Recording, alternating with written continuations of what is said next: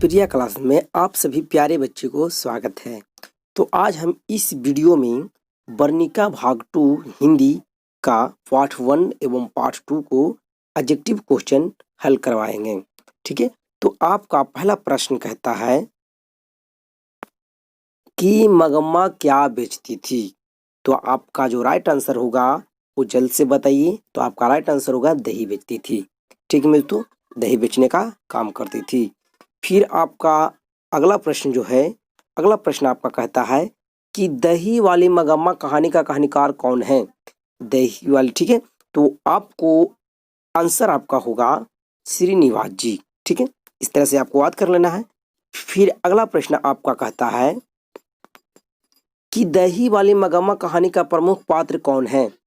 ठीक है, तो आप इसमें से आप देखकर, चारों ऑप्शन में से आप देखकर आंसर को आप मार सकते हैं। तो इसमें प्रमुख जो पात्र है वो है मगम्मा। कौन है? मगम्मा। इसी तरह से अगला आपका प्रश्न जो होगा मेरे दोस्तों, अगला प्रश्न कहता है कि दही वाली मगम्मा कहानी का कथावाचक कहाँ से है। दही वाली मगम्मा कहानी का कथावाचक कहाँ से है। तो आपका राइट आंसर होगा बेंगलुरु से। ठीक है, कहाँ से होगा? बेंगलुरु से। फिर अगला प्रश्न कहता है, पांचवा प्रश्न कहता है कि दही वाली मगम्मा कहानी किसे संदेश देती है। ठीक है, तो किसे संदेश देती है?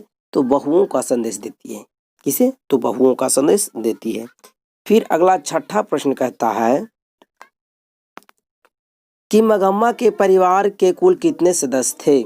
चलिए आप बताइए। तो मगम्मा के परिवार के कुल कितने सदस्य थे? तो 4 सदस्य थे। तो कौन कौन थे? तो एक मगम्मा थी, उस और नजम्मा थी, और उसका पोता और उसका एक बेटा। ठीक है, मगम्मा का उसका बेटा। तो 4 सदस्य थे। ठीक है, इसी प्रकार से आपका 7वां क्वेश्चन कहता है कि श्रीनिवास जी का जन्म कहाँ हुआ था। ठीक है, तो श्रीनिवास जी का जन्म कहाँ हुआ था? तो कर्नाटक में हुआ था। कहाँ हुआ था? तो कर्नाटक में हुआ था। तो ये आपको याद रख लेना है। ठीक है दोस्तों, तो आपका अगला प्रश्न कहता है, 8वां प्रश्न कहता है कि कथावाचक को वर्षों से मगम्मा कौन सी वस्तु दिया करती थी। ठीक है, ये आपका प्रश्न हुआ। तो कौन सा वस्तु दिया करती थी? तो मगम्मा जो थी वह क्या बेचने का काम करती थी? तो दही बेचने का काम करती थी। ठीक है, तो इसमें आप ऑप्शन आपका डी होगा। ठीक है, इसी प्रकार से अगला क्वेश्चन आपका कहता है, 9वां क्वेश्चन कहता है कि मगम्मा की बहू का नाम क्या था। तो चलिए, नगम्मा की बहू का नाम क्या था? तो इसमें आपका जो राइट आंसर इसमें दे दिया गया है। तो इसमें जो नाम है वो नजम्मा था। क्या था? नजम्मा था। चलिए अगला प्रश्न कहता है कि दही वाली मगम्मा किस भाषा में रचित कहानी है। दही वाली मगम्मा किस भाषा में रचित कहानी है। तो चलिए, कौन सा भाषा में रचित कहानी है? तो कन्नड़ भाषा में। कौन सा भाषा में? तो कन्नड़ भाषा में। इस तरह से आपको याद कर लेना है। इसी प्रकार से 11वां क्वेश्चन आपका कहता है मेरे दोस्तों, कहता है कि दही वाली मगम्मा कहानी का हिंदी अनुवादक कौन है। मतलब दही वाली मगम्मा का जो है वो हिंदी अनुवाद कौन किए थे। तो आपका राइट आंसर होगा BR नारायण होगा। ठीक है, राइट आंसर ए होगा। इसी प्रकार से आपका जो 12वां क्वेश्चन कहता है कि रगप्पा कौन था। रगप्पा कौन था? तो आपका राइट आंसर बताइए। तो इसमें देखिए ऑप्शन हम पढ़ लेते हैं। तो मगम्मा का पुत्र था, या भाई था, या तो मगम्मा का पौत्र था, या तो इनमें से कोई नहीं था। तो मेरे दोस्तों इनमें से कोई नहीं था। ठीक है, इनमें से कोई नहीं था। जो इसमें जो रगप्पा जो था वह गांव के क्या था? जुआरी लड़का था। ठीक है, तो इनमें से कोई नहीं होगा। ऑप्शन आपका डी होगा। ठीक है, इसी प्रकार से आपका 13वां क्वेश्चन कहता है कि मगम्मा एवं नजम्मा के बीच झगड़ा निपटाकर अच्छा संबंध स्थापित करने का माध्यम कौन था। ठीक है, तो झगड़ा कौन निपटाया था? तो उसका जो पोता, ठीक है, मगम्मा का पोता था। राइट आंसर आपका बी होगा। ठीक है, इसी प्रकार से आपका अगला क्वेश्चन कहता है, 14वां क्वेश्चन, कि कथावाचक को मगम्मा क्या कहती थी। मतलब कथावाचक मतलब श्रीनिवास जी जो थे मगम्मा को क्या कहा करती थी? तो माँ जी कहा करके बुलाती थी। ठीक है, आपका 15वां क्वेश्चन कहता है कि दही वाली मगम्मा का कथावाचक कौन है। मतलब दही वाली मगम्मा का कथावाचक कौन है? तो आपका राइट आंसर होगा बेंगलुरु का एक संभ्रांत महिला। ठीक है, इस तरह से आपका राइट आंसर बी होगा। फिर अगला आपका क्वेश्चन कहता है, 16वां क्वेश्चन कहता है कि अधिक बुद्धिमान कौन थी।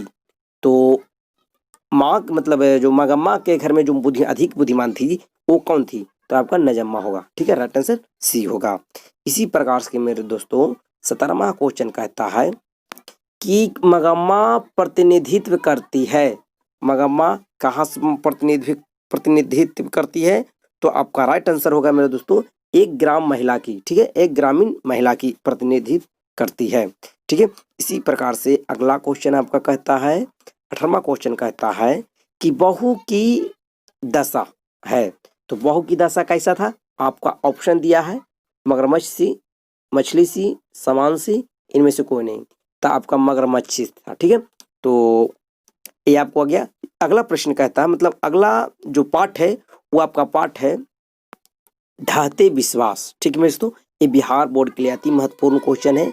तो अगर इससे अच्छे अच्छे वीडियो और देखना चाहते हैं तो हमारे चैनल प्रिया क्लासेस मिस्टर विकास सर को सब्सक्राइब करें। ठीक है, हमारा नाम मिस्टर विकास सर हुआ। ठीक है, तो चलिए अगला प्रश्न हम लोग जानेंगे। तो आपका ढहते विश्वास से पहला प्रश्न जो है मेरे दोस्तों इस प्रकार है, कहता है कि ढहते विश्वास कहानी में किस राज्य को बाढ़ एवं सूखा से प्रभावित दिखाया गया है? तो चलिए आप बताइए, तो किस राज्य को बताया गया है? तो आपका इसमें राइट आंसर होगा उड़ीसा को। ठीक है, इसमें राइट आंसर होगा उड़ीसा को। चलिए अगला प्रश्न कहता है कि ढहते विश्वास कहानी का कहानकार कौन है? तो ढहते विश्वास कहानी का कहानकार कौन है? तो आपका राइट आंसर होगा मेरे दोस्तों कौन होंगे? तो सात कोड़ी होता जी। कौन होंगे? तो सात कोड़ी होता जी। इस प्रकार से आपको याद कर लेना है। चलिए आपका अगला प्रश्न कहता है कि ढहते विश्वास कहानी का प्रमुख पात्र कौन है? प्रमुख पात्र मतलब इनमें ज्यादा से ज्यादा भूमिका कौन निभाए हैं? तो आपका लक्ष्मी होगा या सीता होगा, गीता होगा, मगम्मा होगा। मगम्मा तो होगा तो उधर था। ठीक है, तो ये तो होगा नहीं। तो सीता बहुत बाद में, गीता भी नहीं होगा। इसमें लक्ष्मी होगा। इसमें कौन सा होगा? तो लक्ष्मी। ठीक है, इस तरह से आपको याद कर लेना है। फिर आपका चौथा क्वेश्चन कहता है मेरे दोस्तों कि ढहते विश्वास कहानी में कहाँ के जनधन जीवन का चित्र किया गया, मतलब जीवन का चित्रण किया गया है? तो अभी आपको हम बतलाएं मेरे दोस्तों, यहाँ पे ध्यान दीजिए। मतलब यहाँ पे आपका क्वेश्चन बताएं कि कहाँ प्रभावित मतलब दिखाया गया। तो उड़ीसा बताएं, उड़ीसा बताए थे, तो इसमें भी आपका आंसर उड़ीसा ही होगा। क्या होगा इसमें? चौथा जो क्वेश्चन आपका होगा उड़ीसा होगा। ठीक है, तो चार का क्या होगा? तो चार का ए होगा मेरे दोस्तों। ठीक है, इसी प्रकार से आपका पांचवा क्वेश्चन कहता है कि ढहते विश्वास कहानी में किस नदी का वर्णन किया गया है? तो चलिए आपका राइट आंसर बताइए। तो ढहते विश्वास कहानी में आपको जो नदी का वर्णन किया गया है उस नदी का नाम है मेरे दोस्तों महानदी। ठीक है, महानदी का वर्णन किया गया है। तो चलिए अगला प्रश्न हम लोग जानेंगे। छठा प्रश्न कहता है कि ढहते विश्वास किस भाषा में रचित कहानी है? तो बताइए कि ढहते विश्वास जो है किस भाषा में रचित कहानी है? चलिए जल्दी से आंसर बताइए। तो आपका राइट आंसर उड़ीसा में, उड़िया में। ठीक है, उड़िया में, उड़ीसा है मतलब उड़ीसा के मतलब हुआ था उड़िया भाषा में। ठीक है, ये आपको राइट आंसर होगा डी। ठीक है, इसी प्रकार से आपको सातवां क्वेश्चन याद कर लेना है। सातवां क्या कहता है कि लक्ष्मी कैसी थी? तो चलिए लक्ष्मी कैसी थी ये आपको बताना है। तो लक्ष्मी कैसी थी? तो एक दिन महिला थी। ठीक है, लक्ष्मी कैसी थी? तो एक दिन महिला थी आपका क्वेश्चन। ठीक है, इसी प्रकार से आपका आठवां क्वेश्चन जो कहता है, ध्यान से सुनना है कि लक्ष्मी के पास कितने जमीन थी? चलिए आप आंसर बताइए कि लक्ष्मी के पास कितने जमीन थी? तो आपका राइट आंसर होगा 1 बीघा था। कितना था? तो 1 बीघा था। आप इसी प्रकार से आपका नौवां क्वेश्चन कहता है मेरे दोस्तों, नौवां क्वेश्चन कहता है कि ढहते विश्वास कहानी किस राज्य की प्रक्रिया आपदा पर आधारित था? मतलब ढहते विश्वास में किस राज्य की प्रक्रिया पर प्राकृतिक आपदा पर आधार था? तो उड़ीसा में। जानवे करते होंगे कि उड़ीसा में हुआ था। तो 9 का आपका सी होगा। 9 का क्या होगा? तो आपका राइट आंसर सी होगा। इसी प्रकार से आपका 10वां क्वेश्चन कहता है, 10वां क्वेश्चन कहता है कि ढहते विश्वास कहानी में किस नदी का भयावह दृश्य प्रस्तुत किया गया है? तो किस नदी का भयावह दृश्य प्रस्तुत किया गया है?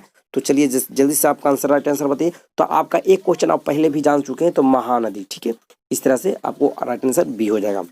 तो 11वां क्वेश्चन आपका कहता है, 11वां क्वेश्चन याद रख लेना है। 11वां क्वेश्चन कहता है कि लक्ष्मी के गांव के समीप किस देवी देवता के मंदिर थे? ठीक है, तो आपका राइट आंसर क्या होगा? तो आपका राइट आंसर होगा मेरे दोस्तों क्या कथा? तो माँ पुंडेश्वरी एवं भगवान शिव का था मंदिर। ठीक है, इस प्रकार से आपको याद करना है। तो चलिए अगला प्रश्न चलते हैं। 12वां क्वेश्चन कहता है, 12वां क्वेश्चन कहता है कि बाढ़ के पानी को रोकने के लिए गांव के लोग किस बांध को मजबूत करने का प्रयास कर रहे थे। किस बांध को? तो आपका राइट आंसर होगा मेरे दोस्तों दलई बांध। ठीक है, अगर बुक आप पढ़े होंगे तो आपको पता होगा कि दलई बांध था। ठीक है, इसी प्रकार से मेरे दोस्तों आपका जो अगला क्वेश्चन कहता है, 13वां क्वेश्चन जो कहता है, तो गुण निधि कहाँ से लौटा था? तो चलिए आप आंसर बताइए कि गुण निधि कहाँ से लौटा था। तो कहाँ से लौटा था? तो कटक से लौटा था। कहाँ से? तो कटक से। इसी प्रकार से आपका अगला क्वेश्चन जो कहता है, 14वां क्वेश्चन जो कहता है कि कौन स्वयं दल के साथ बांध की मरम्मत में लगा था। मतलब एक दल, दल मतलब समझ रहे ना, मतलब बहुत सारा लाइक मतलब आदमी मिलकर उस बांध को मरम्मत कर रहे थे। तो कौन वो लड़का था जो मतलब मिलकर मतलब बांध को मरम्मत कर रहा था? तो आपका क्या था? गुण निधि होगा। गुण निधि कौन है? तो गुण निधि जो है आपका मतलब कटक से मतलब लौट कर आया था, मतलब पढ़ के आया था। ठीक है, तो आपका 14 का आपका आंसर बी होगा। अगर मेरे चैनल को सब्सक्राइब नहीं किए हैं तो मेरे चैनल को सब्सक्राइब करें, लाइक करें, शेयर करें। ठीक है दोस्तों, इसके लिए धन्यवाद।